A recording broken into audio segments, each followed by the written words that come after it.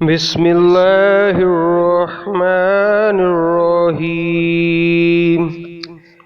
اے نبی، اس وقت کو بھی یاد کرو جب صبح ہی صبح آپ اپنے گھر سے نکل کر مسلمانوں کو میدان جنگ میں لڑائی کے مورچوں پر باقاعدہ بٹھا رہے تھے۔ اللہ تعالیٰ سننے اور جاننے والا ہے۔ جب تمہاری دو جماعتیں پست ہمتی کا ارادہ کر چکی تھیں، اللہ تعالیٰ ان کا ولی اور مددگار ہے، اور اسی کی پاک ذات پر مومنوں کو بھروسہ رکھنا چاہیے۔ جنگ بدر میں اللہ تعالیٰ نے عین اس وقت تمہاری مدد فرمائی تھی جب کہ تم نہایت گری ہوئی حالت میں تھے۔ اس لیے اللہ ہی سے ڈرو، نہ کسی اور سے، تاکہ تمہیں شکر گزاری کی توفیق ہو۔ یہ شکر گزاری باعث نصرت و امداد ہو۔ جب آپ مومنوں کو تسلی دے رہے تھے، کیا آسمان سے 3000 فرشتے اتار کر اللہ تعالیٰ کا تمہاری مدد کرنا تمہیں کافی نہ ہوگا؟ کیوں نہیں، بلکہ اگر تم صبر پرہیزگاری کرو اور یہ لوگ اسی دم تمہارے پاس آ جائیں تو تمہارا رب تمہاری امداد 5000 فرشتوں سے کرے گا جو نشاندار ہوں گے، اور یہ تو محض تمہارے دل کی خوشی اور اطمینان قلب کے لیے ہے، ورنہ مدد تو اللہ ہی کی طرف سے ہے جو غالب و حکمت والا ہے۔ اس امداد الہی کا مقصد یہ تھا کہ اللہ کافروں کی ایک جماعت کو کاٹ دے یا انہیں ذلیل کر ڈالے اور سارے کے سارے نامراد ہو کر واپس چلے جائیں۔ اے پیغمبر، آپ کے اختیار میں کچھ نہیں۔ اللہ تعالیٰ چاہے تو ان کی توبہ قبول کرے یا عذاب دے، کیونکہ وہ ظالم ہے۔ آسمانوں اور زمین میں جو کچھ ہے سب اللہ ہی کا ہے، وہ جسے چاہے بخشے، جسے چاہے عذاب کرے۔ اللہ تعالیٰ بخشش کرنے والا مہربان ہے۔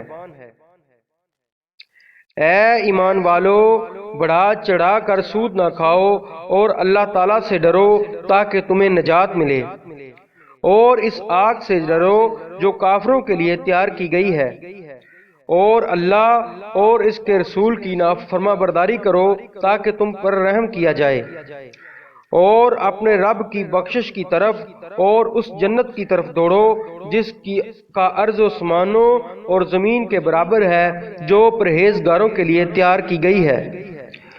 جو لوگ آسانی میں اور سختی کے موقع پر بھی اللہ کے راستے میں خرچ کرتے ہیں، غصہ پینے والے اور لوگوں سے درگزر کرنے والے ہیں، اللہ تعالیٰ ان نیکوکاروں سے محبت کرتا ہے۔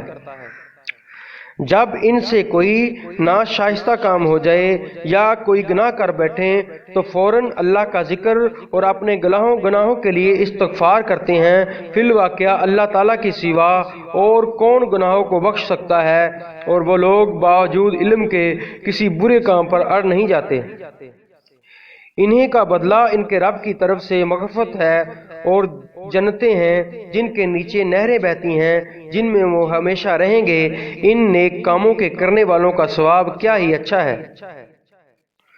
تم سے پہلے بھی ایسے واقعات گزر چکے ہیں، سو زمین میں چل پھر کر دیکھ لو کہ آسمانی تعلیم کے جھٹلانے والوں کا کیا انجام ہوا۔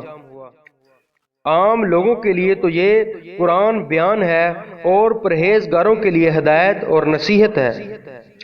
تم نہ سستی کرو نہ غمگین ہو، تم ہی غالب رہو گے اگر تم ایماندار ہو۔ اگر تم زخمی ہوئے ہو تو تمہارے مخالف لوگ بھی تو ایسے ہی زخمی ہو چکے ہیں۔ ہم ان دنوں کو لوگوں کے درمیان عدلتے بدلتے رہتے ہیں۔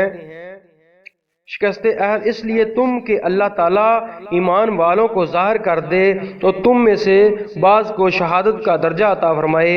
اللہ تعالیٰ ظالموں سے محبت نہیں کرتا۔